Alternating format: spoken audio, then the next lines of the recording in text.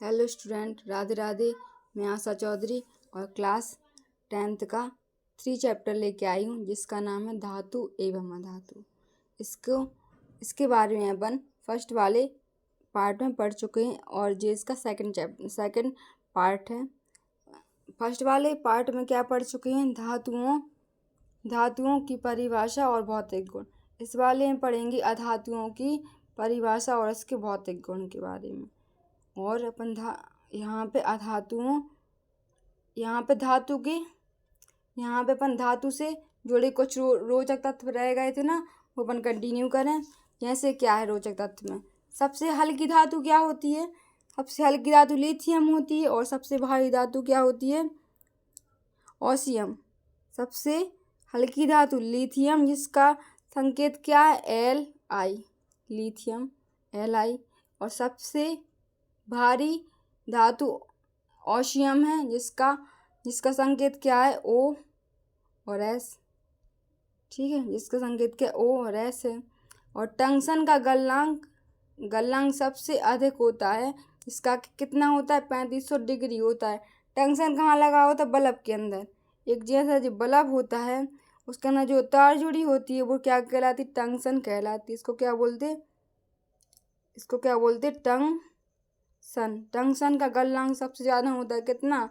3500 degree centigrade होता है। और फिर चौथा है, इम्पोर्टेंट है, सोना, चांदी और पारा और प्लेटिनियम सबसे अच्छी धातु में पाई जाती है। उत्कृष्ट धातु परीक्षा में आ जाए कि उत्कृष्ट धातु के एग्जाम्पल को सोना, चांदी और पारा और प्लेटिनियम। इनमें सबसे ज़्यादा है जो महंगी होती है सोना होता है, सोने से भी ज़्यादा महंगी होती है प्लेटिनियम। ठीक है। पाँचवें नंबर का बिजली का सबसे अधिक सुचालक धातु चांदी और तांबा होती है, क्योंकि इसी से क्या बनाए जाते हैं? सबसे ज़्यादा होती है, क्या होती है? सुचालक धातु चांदी और तांबा होती है। छठवें नंबर का क्या है? सोना और चांदी में सबसे ज़्यादा आघात वर्धनीयता का गुण पाया जाता है। पढ़ चुके हैं अपन। ठीक है। और अपन अब क्या पढ़ने वाले हैं? धातुओं की परिभाषा व उसके भौतिक गुण के बारे में पढ़ेंगे। ठीक है। तो यहाँ पे धातुएं क्या कहलाती हैं? अधातुएं क्या कहलाती हैं? अधातु वह तत्व होती हैं जो चमकदार नहीं होती, ऊष्मा और विद्युत की कुचालक होती हैं। जैसे ठोस, द्रव, गैस। ये क्या होती हैं? अधातुएं कुचालक होती हैं और ये तीनों अवस्थाओं में पाई जाती हैं, ठोस, द्रव, गैस में पाई जाती हैं। इसके फॉर एग्जाम्पल हैं हाइड्रोजन, ऑक्सीजन, आयोडीन और कार्बन इत्यादि। दूसरे शब्दों में अपन इसको पढ़ेंगे धातु की परिभाषा को, तो ऐसे तत्व जो बहुत आसानी से इलेक्ट्रॉन को ग्रहण कर लेते हैं और क्या बनाते हैं? ऋण आयन बनाने की प्रवृत्ति रखते हैं। अपन ने पढ़ा था, याद आ रहा है धातुओं के बारे में? धातु क्या करती है? धातु इलेक्ट्रॉन को त्यागती है और अधातु इलेक्ट्रॉन ग्रहण करती है। और वो धातु धनायन बनाने की प्रवृत्ति रखती है और जो अधातु है वो ऋणायन बनाने की प्रवृत्ति रखती है। यहाँ पे नोट देखो, यहाँ पे पहला जो परीक्षा के बेस इम्पोर्टेंट है, हीरा, ग्रेफाइट और आयोडीन तीनों चमकदार होते हैं। दूसरा है ग्रेफाइट एक अधातु है और क्या सुचालक भी होती है, याद रखना है जी वाला। तीसरा है सामान्य ताप पर मुख्य रूप से अधातु गैस अवस्था के अंतर्गत या फिर ठोस अवस्था के अंतर्गत पाए जाते हैं, लेकिन ब्रोमीन एक ऐसी अधातु है जो सामान्य ताप के अंतर्गत द्रव अवस्था में पाई जाती है। आइए अपन इम्पोर्टेंट टॉपिक के बारे में आगे पढ़ते हैं, जिसका नाम है धातु और अधातु में अंतर, जो परीक्षा के बेस से काफ़ी इम्पोर्टेंट है। तो इसमें क्या है? धातु में धात्विक चमक होती है और अधातुओं में कोई भी चमक नहीं होती। दूसरा क्या है? धातु तन्य होती हैं और अधातुएं तन्य नहीं होती। तन्य मतलब क्या होता है? जिसे खींचकर तार बनाया जाए उसे तन्य बोलते हैं। और जिसे खींचकर तार नहीं बनाया जा सकता उसे क्या बोलते हैं, अधातु के अंतर्गत आएगा।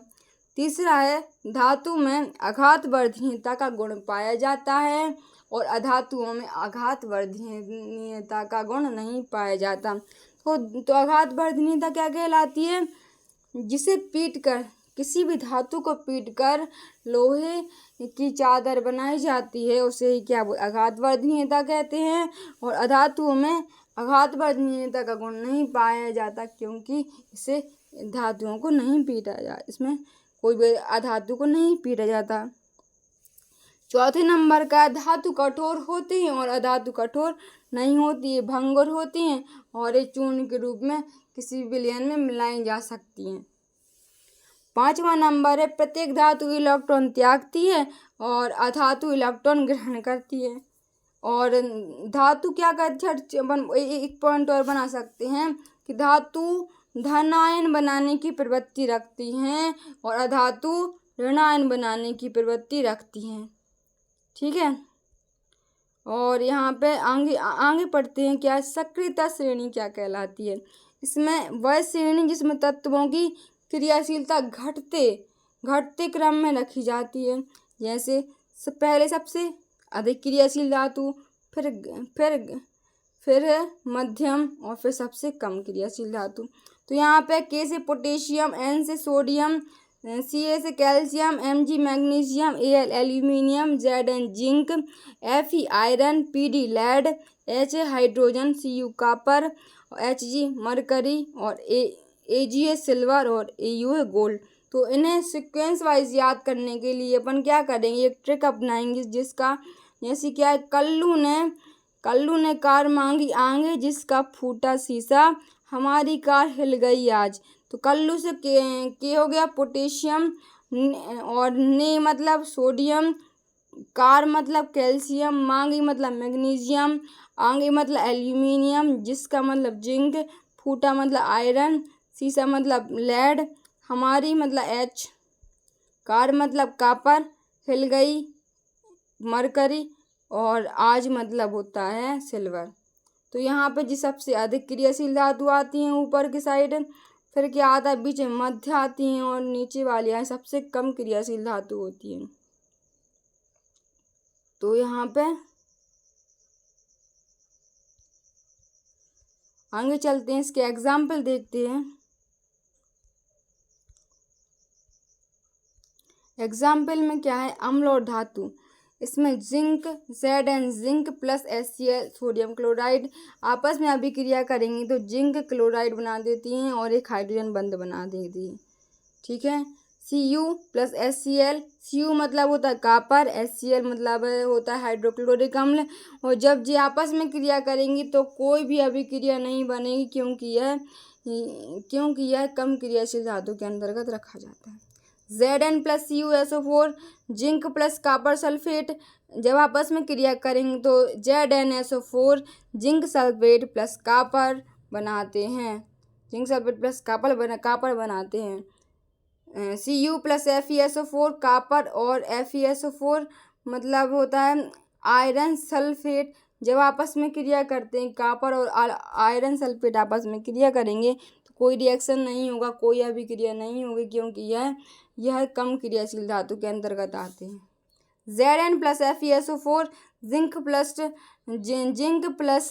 FeSO4 आयरन सल्फेट, जब आपस में क्रिया करेंगे तो zinc ZnSO4 zinc sulphate plus Fe iron बनाएगा और Fe प्लस ZnSO4 जब आपस में अभिक्रिया करेंगे तो कोई रिएक्शन नहीं होगी। आगे देखते हैं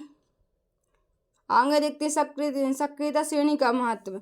जो धातुएं हाइड्रोजन से ऊपर होती हैं अम्ल से क्रिया करके हाइड्रोजन को विस्थापित कर देती हैं और जो धातुएं हाइड्रोजन से नीचे होती हैं वह हाइड्रोजन को विस्थापित नहीं करती। जो ऊपर होंगी ना जो धातुएं तो वो हाइड्रोजन को हटा देंगी अपने उससे, और जो धातुएं हाइड्रोजन के नीचे होंगी वो हाइड्रोजन से अभिक्रिया हाइड्रोजन को विस्थापित नहीं कर पाती। तीसरा क्या है कि जो धातुएं ऊपर उपस्थित होती हैं वह अपने से नीचे स्थिर धातु को उसके लवण के विलयन से विस्थापित कर देती हैं।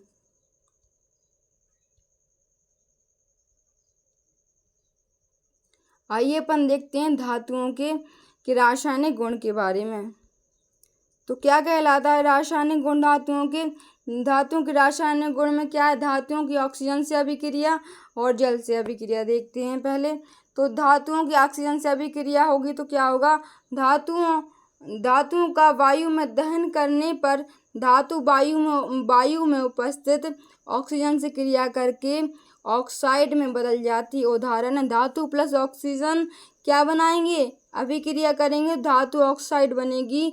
जैसे दो मैग्नीशियम और क्या हो, एक ऑक्सीजन आपस में क्रिया करेंगे, गर्म करेंगे तो 2 मैग्नीशियम ऑक्साइड दे देगा। तो यहाँ पे देखो Mg मतलब इसके 2 आयन हैं और यहाँ पे ऑक्सीजन के ऋण आयन हैं, दो ऋण आयन हैं। दूसरा एग्जाम्पल है 4Na प्लस O2 आपस में अभिक्रिया करेंगे तो सोडियम ऑक्साइड बनाएंगे। तो यहाँ पे 4 सोडियम एक ऑक्सीजन के साथ अभिक्रिया करेगा तो क्या होगा? सोडियम ऑक्साइड बनाएगा। तो यहाँ पे सोडियम 1 प्लस आयन देता है और यहाँ पे और ऑक्सीजन 2 ऋण आयन। तीसरा एग्जाम्पल एल्यूमिनियम प्लस O2 तो Al2O3 यहाँ पे क्या है?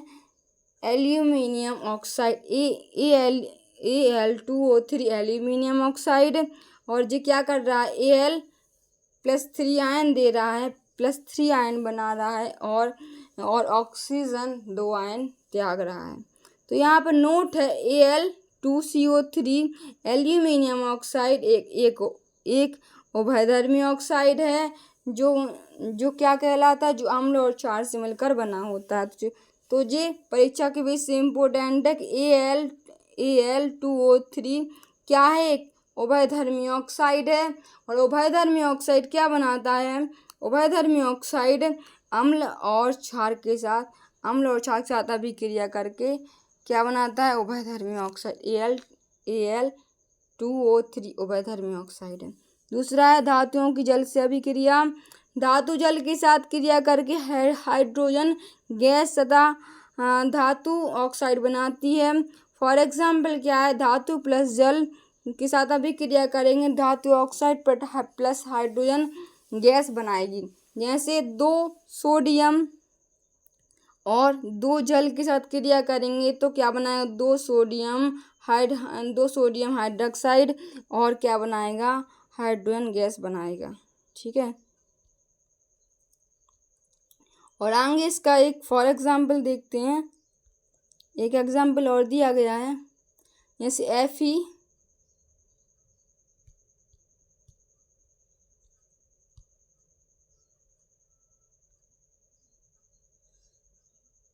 यहाँ पे दिया Fe प्लस 2 जल है और जब इसके साथ अभिक्रिया करेगा तो FeOH का whole twice plus H hydrogen. तो यहाँ पे क्या बनाया? FeOH का होल ट्वाइस मतलब आयरन सल्फेट।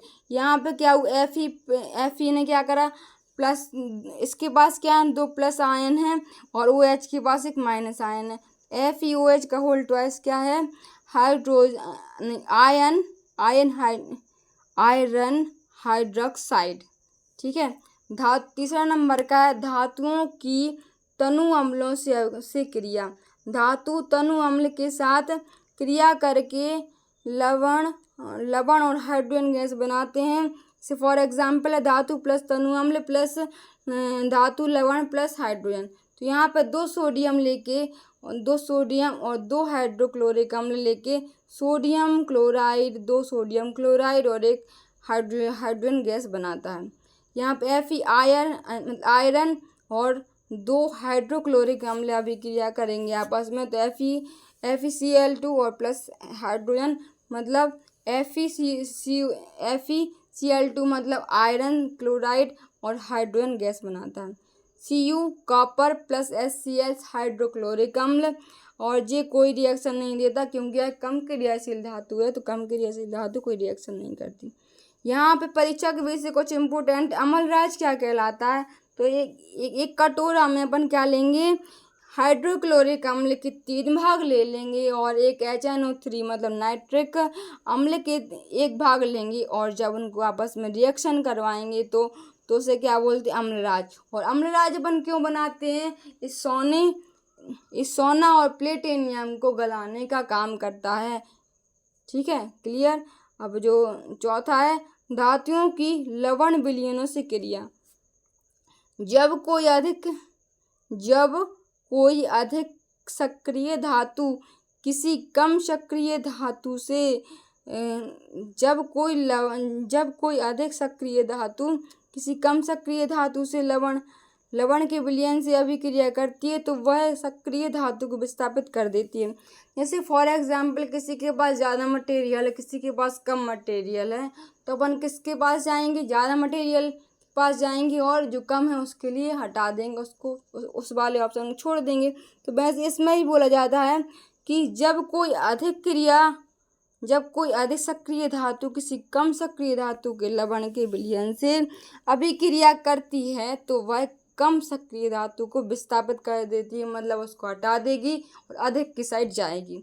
तो इसमें उदाहरण है Zn zinc plus FeSO4 iron sulphate, और क्या बनाएगा, जिंक और आयरन सल्फेट आपस में अभिक्रिया करके जिंक सल्फेट बनाते हैं, और Cu कॉपर और FeSO4 आयरन सल्फेट, जब कॉपर और आयरन सल्फेट आपस में क्रिया करेंगे तो यहाँ पे नो रिएक्शन मतलब कोई अभिक्रिया नहीं होगी।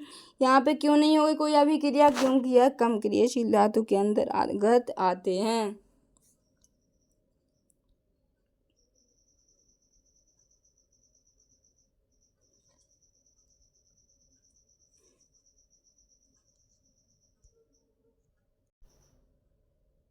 आई होप आपके लिए ये वाला चैप्टर इतना क्लियर हो गया होगा। अब नेक्स्ट पार्ट में अपन इसके लिए पढ़ेंगे। Thank you watching my video.